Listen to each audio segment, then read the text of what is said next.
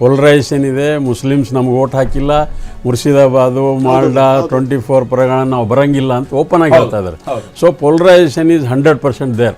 ಮೊನ್ನೆ ಒಬ್ಬರು ಹೇಳ್ತಿದ್ರು 85% of the 70%, 73% Hindus have exercise their franchise. ಈ 85ದಾಗೆ 85% BJP ಬಂದಿದೆ. ಸೊ ಹೀಗಾಗಿ BJP ಬರ್ಬೋದು ಅಂತ ಹೇಳ್ತಿದ್ರು.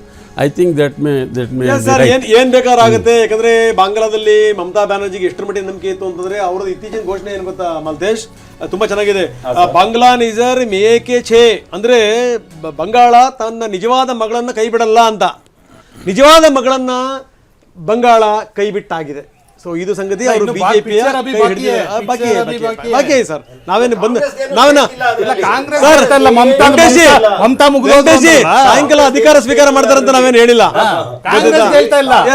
ಮಮತಾ ಮುಗಿದ್ರಂದ್ರಲ್ಲ, 2011 ನೋಡ್ಕೊಂಡ್ಬಂದ್ರೆ ಮಮತಾ ಬ್ಯಾನರ್ಜಿಗೆ ಗಟ್ಟಿಯಾಗಿ ನಿಂತ್ಕೊಂಡಿದ್ರೆ ಹೆಣ್ಮಕ್ಳು ಓಟು ಪಕ್ಕ ಸರ್. ಮುಸ್ಲಿಂ ಇರಲಿ, ಹಿಂದೂ ಇರಲಿ, ಯಾರಾದ್ರೂ ಇರಲಿ ಗಟ್ಟಿಯಾಗಿ ಯಾವಾಗ 56-57% ಹೆಣ್ಮಕ್ಳು ಕೊಟ್ಟರು. ಲಾಸ್ಟ್ ಕಡೆ ಬಾಳಿ ಕೂಡ 50% ಹೆಚ್ಚು. ಆದ್ರೆ ನೀವು ಕಳೆದ 5 ವರ್ಷದಿಂದ ಆಗಿರ್ತಕ್ಕಂಥ ಅತ್ಯಂತ ಹೆಚ್ಚು ಅನ್ಯಾಯಗಳು ಹೆಣ್ಮಕ್ಳ ಮೇಲೆ ಆಯ್ತು. ಈ ಸಂದೇಶ ಖಾಲಿ ಆದಾಗ ಏನೋ ಉಸಿರು ಬಿಟ್ರೆ ಇವರು ಆರ್ಜಿ ಕರಾದಾಗ ಏನಂತ ಹೇಳಿದ್ರು, ಸಂಜೆ 7 ಗಂಟೆ ಮೇಲೆ ಹೆಣ್ಮಕ್ಳು ಯಾಕೆ ಆಚೆ ಕಡೆ ಓಡಾಡಬೇಕು ಅಂತ ಕೇಳಿದ್ರು.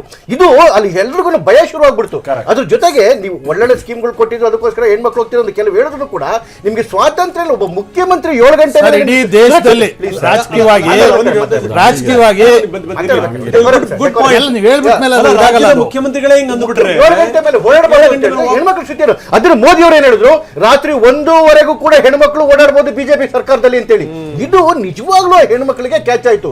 ಎರಡನೇದು ಏನು ಹಿಂದೂಗಳು ಅಲ್ಲಿ ಈ ನುಸುಳುಕೋರ ಕಾರಣ ದಿವಸ ಕೂಡ ಅನ್ನ ಕಳ್ಕೊಂಡಿದ್ರು, ಊಟ ಕಳ್ಕೊಂಡಿದ್ರು, ಕೆಲಸ ಕಳ್ಕೊಂಡಿದ್ರು. ಇವತ್ತೇನಾಗಿದೆ ಅಲ್ಲಿ ಆಲ್ಮೋಸ್ಟ್ 23% ಆಚೆ ಕಡೆಗೆ ಬೆಂಗಾಲಿ. ನೀವು ನೋಡಿ ಕರ್ನಾಟಕದಲ್ಲಿ ಯಾವ್ದು ಹೇರ್ ಕಟ್ ಹೋದ್ರು ಬೆಂಗಾಲಿಗಳು, ನೀವು ಕಾಫಿ ತೋಟಕ್ಕೆ ಬನ್ನಿ. ಯಾಕೆ ಅಂತ ಹೇಳಿದ್ರೆ ಅಲ್ಲಿ ಏನು ಇಂಡಸ್ಟ್ರಿಗಳಿಲ್ಲ. 6600 ಇಂಡಸ್ಟ್ರಿಗಳು ಮಮತಾ ಬ್ಯಾನರ್ಜಿ ಬಂದ ಆಚೆ ಕಡೆಗೆ ಹೋಗಿರೋದು. ನೀವು ಆಮೇಲೆ ನೋಡಿ ಮಾಡಲ್ಲ ಅಂತ ಬೇರೆ ಬೇರೆ ರಾಜ್ಯಗಳಿಂದ ಬರ್ತಾ ಇದ್ದಾರೆ. ನಮ್ಮೂರು ಯಾಕೆ ಬರ್ತಾರೆ? ಆದಿತ್ಯ ಬಿರ್ಲಾ ಅವರು ಒಂದು ಇಂಡಸ್ಟ್ರಿ ಮಾಡಿದ್ರು, ಅಲ್ಲಿ ದೊಡ್ಡ ಇಂಡಸ್ಟ್ರಿ, 15,000 ಜನ ಕೆಲಸ ಮಾಡಿದ್ರು. ಆದಿತ್ಯ ಬಿರ್ಲಾ ಅವ್ರನ್ನ ಸರ್ಕಲ್ ಅಲ್ಲಿ ಬಟ್ಟೆ ಬಿಚ್ಚಿ ಅಂಡರ್ವೇರ್ ಅಲ್ಲಿ ನಡ್ಕೊಂಡು ಹೋಗಿ ಮಾಡಿದ್ರು. ಅವ್ರು ಆವತ್ತಿನೇ ಡೆಲ್ಲಿಗೆ ಹೋಗ್ಬಿಟ್ಟು ಡಿಸಿಷನ್ ತಗೊಂಡು ಇಡೀ ಇಂಡಸ್ಟ್ರಿನ ಆಚೆ ಕಡೆ ಅಂದ್ರೆ ಅಲ್ಲ ಇವರು ಆದಿತ್ಯ ಬಿರ್ಲಾ ಹೌದೌದು. ಇಂಡಸ್ಟ್ರಿ ಇಲ್ಲ, ಕೆಲಸ ಇಲ್ಲ. ಇದೇನಾಯ್ತು ಅಂತಂದ್ರೆ ಅದಕ್ಕೆ ಸ್ವಲ್ಪ ಹಿಂದಕ್ಕೆ ಹೋಗ್ಬೇಕು. ಕಮ್ಯುನಿಸ್ಟರು ಎಷ್ಟರ ಮಟ್ಟಿಗೆ ಅಂತಂದ್ರೆ, ನಾನು ಮೂಲತಃ ದಾವಣಗೆರೆಯವನು.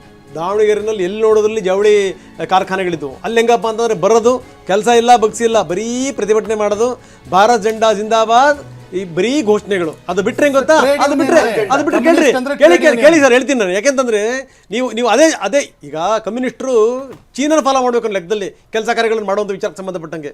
ಅದನ್ನು ಬಿಟ್ಟು ಇವ್ರು ಬರೀ ಕೆಲಸ ಮಾಡ್ದಂಗೆ ಇದ್ದು ಬಿಟ್ರೆ ಆಗತ್ತಾ? ಅದರಲ್ಲೂ ಏನಾಯ್ತು ಕೇಳಿ ಹೇಳ್ತೀನಿ. ದಾವಣಗೆರೆನಲ್ಲಿ ಒಂದು ಕಾಟನ್ ಮಿಲ್ಲಿಂದ ಸೋವಿಯತ್ ರಷ್ಯಾಕ್ಕೆ ಹೋಗುವಂಥ ಬಟ್ಟೆ ಯಾವನ ಬ್ಲೇಡ್ ಇಟ್ಬಿಟ್ಟ, ಆಯ್ತಾ, ನಡುವೆ ಟಾನಲ್ಲೆಲ್ಲ ಬಂತು, ಹೋಗಿದ್ದು ಅಷ್ಟೊಂದು ದೊಡ್ಡ ಮೊತ್ತದ್ದು ವಾಪಸ್ ಬಂತು.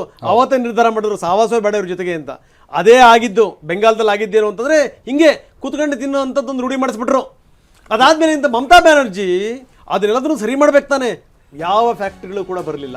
ನಂದಿ ಗ್ರಾಮದಿಂದ ಹಿಡಿದು ಸಿಂಗೂರಿನ ತನಕ ಆದಂತ ಕಥೆಗಳಿದಾವಲ್ಲ, ಅದಕ್ಕೆ ಒಂದೆರಡಲ್ಲ. ಅದು ಒಂದು ಕಾಲದಲ್ಲಿ 1970-80ರಲ್ಲಿ ಬಂಗಾಳ ಅಂತಂದ್ರೆ ಬ್ರಿಟಾನಿಯಾ ಅಂತಾರೆ. ಯಾಕಂದ್ರೆ ಬ್ರಿಟಾನಿಯಾ ಅಂತ ದೊಡ್ಡ ಕಂಪನಿ. ನಿಧಾನವಾಗಿ ಅವ್ರು ತಮ್ಮ ಮೇಜರ್ ಸ್ಟೇಕ್ ಅನ್ನೇ ಕಾರಣ ಮೇಲಿನ ಮೇಲೆ ಲೇಬರ್ ಪ್ರೊಟೆಸ್ಟ್ಗಳು. ನಾವು ನ್ಯಾನೋ ಘಟಕಕ್ಕೆ ಸಂಬಂಧಪಟ್ಟಂಗೆ ಏನಾಯ್ತು ಅನ್ನೋದನ್ನ ನೋಡಿದ್ವಿ. ನಂದಿ ಗ್ರಾಮದಲ್ಲಿ ಕೆಮಿಕಲ್ ಒಂದು ಪ್ರಾಜೆಕ್ಟ್ ಏನೋ ತಂದಾಗ ಅವಾಗ ಏನಾಯ್ತು ಅನ್ನೋದು ಮಾತಿದೆಯಲ್ಲ, ಅದು ವೆರಿ ಇಂಪಾರ್ಟೆಂಟ್. ನೀವು ಹೆಂಗತ್ತಾ, ಬಿರ್ಲಾ ಅವ್ರನ್ನ ಬಟ್ಟೆ ಬಿಚ್ಚಿ ಹೊಡಿತಾರೆ. ಯಾರು ಅವರು ಬಟ್ಟೆ ಬಿಚ್ಚಿ ಅನ್ನ ಕೊಡ್ತಿರೋ ದಣಿಗೆ ಯಾಕೆ ಅವಾಗಲೇ ಇಂಟರಪ್ಟ್ ಮಾಡಿದೆ ಅಂದ್ರೆ, ಇದು